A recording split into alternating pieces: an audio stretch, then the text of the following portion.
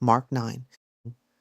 Then Jesus said to them, "Truly I tell you, there are some standing here who will not taste death before they see the kingdom of God arrive with power." After 6 days, Jesus took with him Peter, James, and John and led them up a high mountain by themselves. There he was transfigured before them. His clothes became radiantly white, brighter than any launderer on earth could bleach them. And Elijah and Moses appeared before them, talking with Jesus. Peter said to Jesus, "Rabbi, it is good for us to be here. Let us put up 3 shelters, one for you, one for Moses, and one for Elijah." For they were all so terrified that Peter did not know what else to say. Then a cloud appeared and enveloped them, and a voice came from the cloud, "This is my beloved Son. Listen to him." Suddenly, when they looked around, they saw no one with them except Jesus. As they were coming down the mountain, Jesus admonished them not to tell anyone what they had seen until the Son of Man had risen from the dead. So they kept this matter to themselves, discussing what it meant to rise from the dead. And they asked Jesus, "Why do the scribes say that Elijah must come first?" He replied, "Elijah does indeed come first, and he restores all things. Why then is it written that the Son of Man must suffer many things and be rejected? But I tell you that Elijah has indeed come, and they have done to him whatever they wished, just as it is written about him." When they returned to the other disciples, they saw a large crowd around them and scribes arguing with them. As soon as all the people saw Jesus, they were filled with awe and ran to greet him. "What are you disputing with them?" he asked. Someone in the crowd replied, "Teacher, I brought you my son who has a spirit that makes him mute. Whenever it seizes him, it throws him to the ground. He foams at the mouth, gnashes his teeth, and becomes rigid. I asked your disciples to drive it out, but they were unable." "O unbelieving generation," Jesus replied, "how long must I remain with you? How long must I put up with you? Bring the boy to me." So they brought him, and seeing Jesus, the spirit immediately threw the boy into a convulsion. He fell to the ground and rolled around, foaming at the mouth.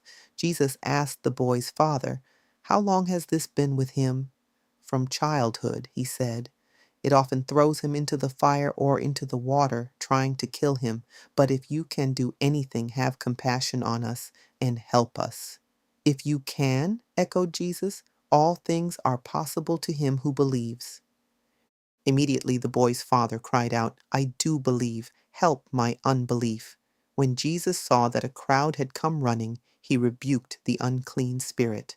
"You deaf and mute spirit," he said, "I command you to come out and never enter him again." After shrieking and convulsing him violently, the spirit came out. The boy became like a corpse, so that many said, "He is dead." But Jesus took him by the hand and helped him to his feet, and he stood up. After Jesus had gone into the house, his disciples asked him privately, "Why couldn't we drive it out?" Jesus answered, "This kind cannot come out except by prayer." Going on from there, they passed through Galilee, but Jesus did not want anyone to know, because he was teaching his disciples. He told them, "The Son of Man will be delivered into the hands of men.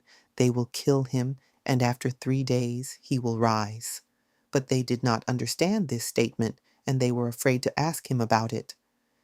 Then they came to Capernaum. While Jesus was in the house, he asked them, "What were you discussing on the way?"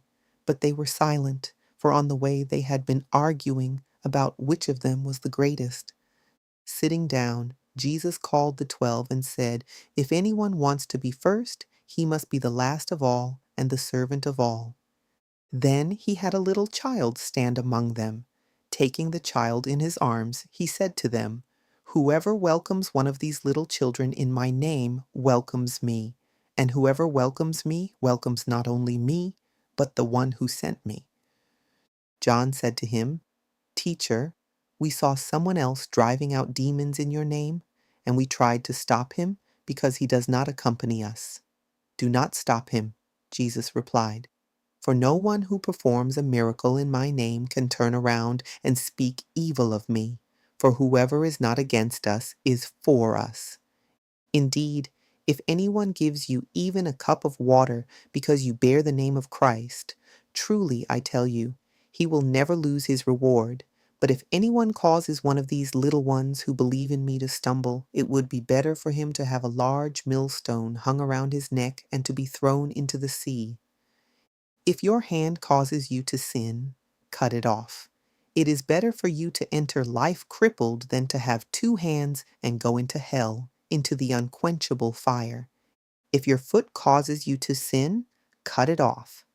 It is better for you to enter life lame than to have 2 feet and be thrown into hell. And if your eye causes you to sin, pluck it out. It is better for you to enter the kingdom of God with one eye than to have 2 eyes and be thrown into hell, where their worm never dies and the fire is never quenched. For everyone will be salted with fire. Salt is good, but if the salt loses its saltiness, with what will you season it? Have salt among yourselves and be at peace with one another.